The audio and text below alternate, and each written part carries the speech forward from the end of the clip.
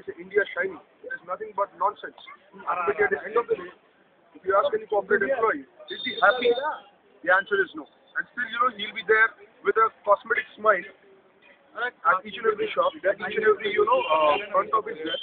You'll find corporate guys. They fool the others. Absolutely. I mean, like, it's more of, what should I say, tomfoolery that's been going on. At the end of the day, how many years can we accept this? It's just not possible. If you take a look at the Human Development Index, it's bloody bullshit. And the only thing that the Prime Minister is actually, bothering about is the economic growth.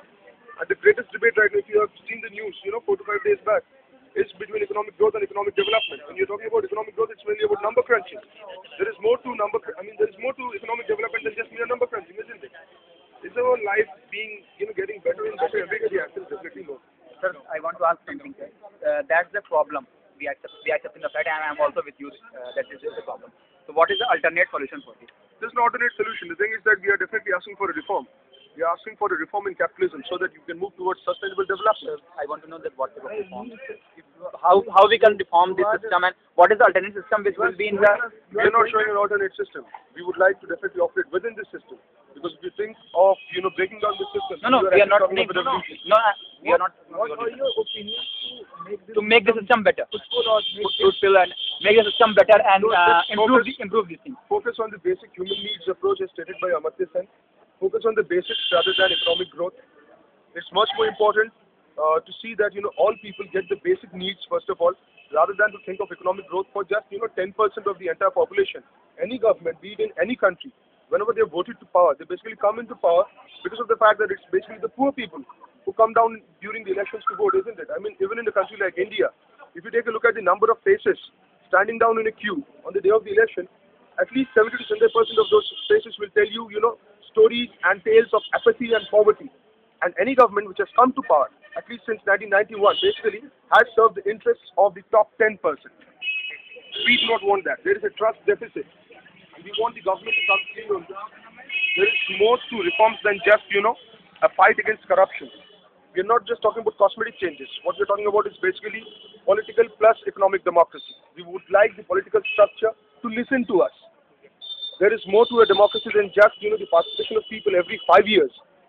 Once in 5 years, we definitely go to the polling booths to vote. But beyond that, do we have any say in matters of policy formulation? The answer is no. We would like the democracy to be much more participative. That's what we are trying to say. If we can have, opinion polls for awards being given to actors, why not for land acquisition cases? Why not for Singur and Nandigram or Bhatta for Sol? I mean, taking a mandate of people and the stakeholders who are involved in these cases of land acquisition, or let's take, for example, even, the Bhopal gas tragedy. You are sacrificing the people of this country in order to serve the interests of MNCs, who are basically good weather friends. And FIIs. I mean, they are like, what should I say, not even friends. Perhaps, you would definitely like to call them something like, oil guns. They are basically oil guns, oiling the boots of Indian policymakers so that they can repatriate their profits and return to their homes as soon as there is political and economic turmoil in a country like India. Do we want that? For how long do we want to survive on the export sector? At the end of the day, what you require is a fundamentally strong domestic economy. Have you got my point? I mean, it's not about export-led growth. It should be growth-led export. Own economic model, which is based on agriculture rather than the industrialism. No, let me tell you one thing. You need to go in for balanced growth, not unbalanced growth. Specifically, what you have been seeing in 1990. I want to add to your thing. You said something that in India, mostly we have the agricultural land. Especially in the Indo-Gangetic plain, we have a rich variety of land. This is very fruitful and very fertile. And what we are doing, just recklessly and aimlessly, we are opening the industries there and acquiring the land.